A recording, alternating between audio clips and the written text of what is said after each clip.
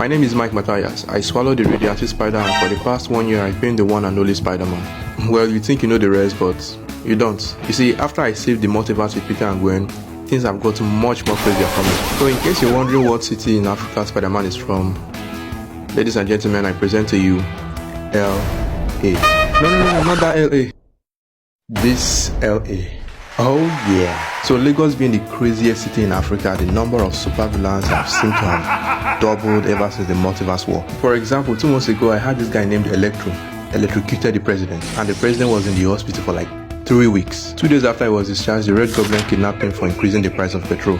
I mean, how could he have known the Goblin uses petrol for his glider? I didn't think it was his fault, so I went and saved him. Then everybody started swearing for me. I mean, bro, I'm a good Spider-Man. I don't know, for some reason all the supervillains have just been attacking the president. I mean, poor guy. So that being said, I finally got to design my suits. My Uncle Warren is an Igbo man, so I stole his cap and attached it to my mask. He was the guy that told me that with great power comes great opportunities to make money. Bro, that was his best advice for Spider-Man before he died. And this is my agbada from when I was 8 years old.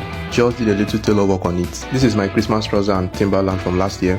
I told my mom big trousers were no longer raining, so she allowed me to slim fit it. I mean, isn't this the coolest spider suit I've ever seen? Man, I just can't wait to show it to Gwen once I'm done working on my dimensional travel watch. Anyway, let's move on. So I kept saving the city. I swear Lagos never gets boring. I got hired by 12 pretty ladies to track down one Yoruba demon. And bro, trust me when I tell you, catching this guy was more difficult than fighting Doc Ock.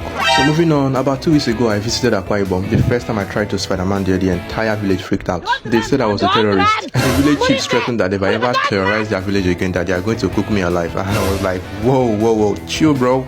So on my way back home, we stopped by at Onitsha. So I put on my suit, helped some marketing men to advertise their goods, and everybody was like, Spider-Man, we love you.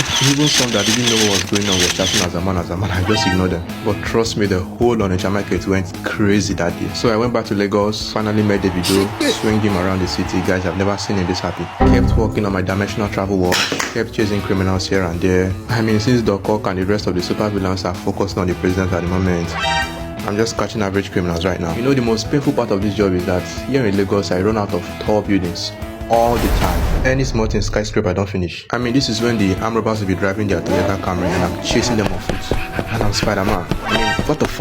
The government should really consider building more skyscrapers for Spider-Man. Otherwise, it's crazy. Being Spider-Man in Africa is crazy. It's the craziest thing ever. But you know what? I like crazy.